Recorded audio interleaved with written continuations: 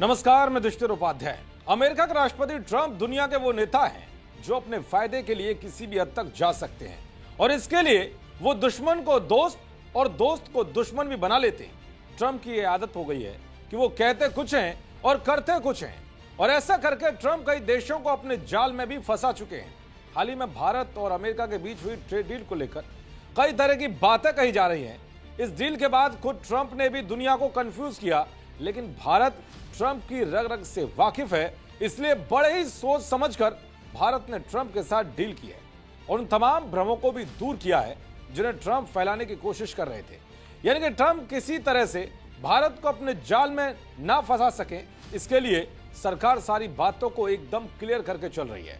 अब जब ट्रंप को भारत ने कहीं भी फंसने का मौका नहीं दिया है, तो उन्होंने एक और नया जाल बिछा दिया है जिसमें वो कामयाब होते हुए दिखाई नहीं दे रहे हैं। ट्रेड डील के बाद ट्रंप को लग रहा था कि टैरिफ घटाने से भारत खुश हो जाएगा और भारत उनके मुनाफे वाले हर मुद्दे का सपोर्ट करेगा, लेकिन डील के बाद भी भारत ने ट्रंप के मुनाफे वाले एक बहुत बड़े प्लान को बहुत बड़ा झटका दिया है।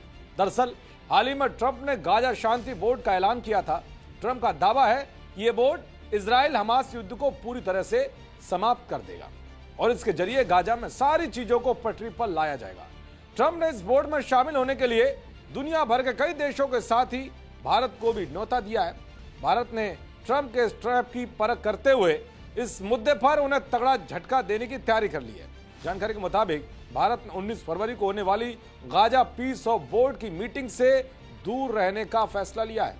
भारत का यह फैसला जरूर ट्रंप को तगड़ा करंट लगाने वाला है। Bharat Gaza peace of board में शामिल होने से क्यों पीछे हट रहा है, आइए आपको बताता हूं। दरअसल ट्रंप के गाजा बोर्ड ऑफ पीस में शामिल होने के प्रस्ताव पर भारत सरकार ने अभी तक कोई ठोस प्रतिक्रिया नहीं दी है, वो भी तब जब वॉशिंगटन में होने वाली शुरुआती बैठक में बहुत कम वक्त बचा है, जिससे लगभग ये तय हो गया है कि भारत इसका हिस्सा नहीं बनेगा। भारत की ओर से इस बोर्ड में शामिल न होने के पीछे एक वजह पाकिस्तान और तुर्की है, जो इस बोर्ड में पहले ही शामिल हो चुके हैं। ये दोनों देश भारत के कट्टर दुश्मन हैं। कहा जा रहा है कि ट्रंप के इस बोर्ड का दायरा भविष्य में गाजा से आगे बढ़ सकता है। आशंका जताई जा रही है कि किसी स्तर पर यह मंच कश्मीर जैसे संवेदनशील और आंतरिक मुद्दों को भी चर्चा के दायरे में ला सकता है, जो भारत के लिए बिल्कुल भी स्वीकार्य नहीं होगा। ऐसे में ट्रंप का यह शांति बोर्ड भारत को फंसाने वाला माना जा रहा है, इसलिए भारत इसमें शामिल होने से पीछे हट रहा है। इसके अलावा इजराइल और भारत की जिस तरह की एक बड़ी अच्छी दोस्ती है, यह बोर्ड कहीं ना कहीं उसमें दरार डालने जैसा है।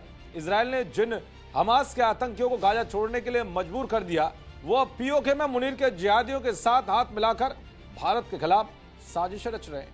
जब वो फिर से गाजा पहुंचेंगे तो इजराइल को इससे बहुत बड़ा नुकसान होगा। पाकिस्तान खुलेआम हमास का समर्थन करता रहा है और शुरू से ही इजराइल का विरोध करता है।